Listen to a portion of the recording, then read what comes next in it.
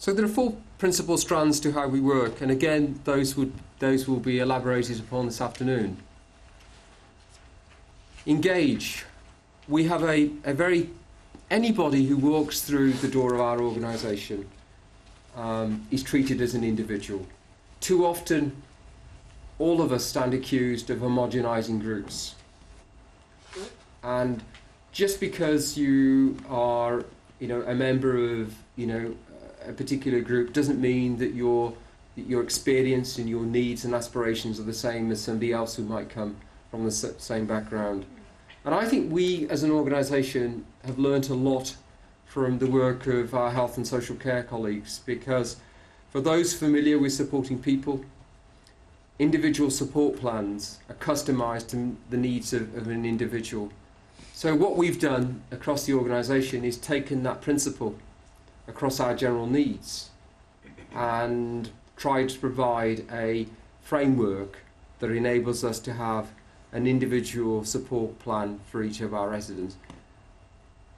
And we're in the beginning, we're at the early stages of that, but I do believe that will enable us to have a better relationship and offer a better quality of service to our residents. The Housing Corporation judges remarked when they came to visit us as part of the Gold Award at the range of partners that we had. Now our partners are rooted in the communities, grassroots organisations, they're local authorities, they're fellow housing associations, they're regional bodies, and also PLCs. We work very closely with Atkins, who are the second largest global engineering consultancy in the world. They are partners of ours in a joint venture with Birmingham University called the Centre for Outreach and Urban Design. So we acknowledge the role of our partners.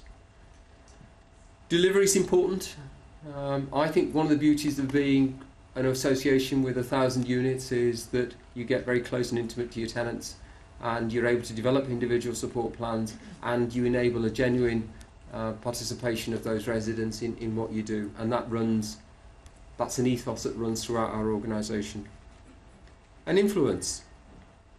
Today is another example of the work that we're doing to influence.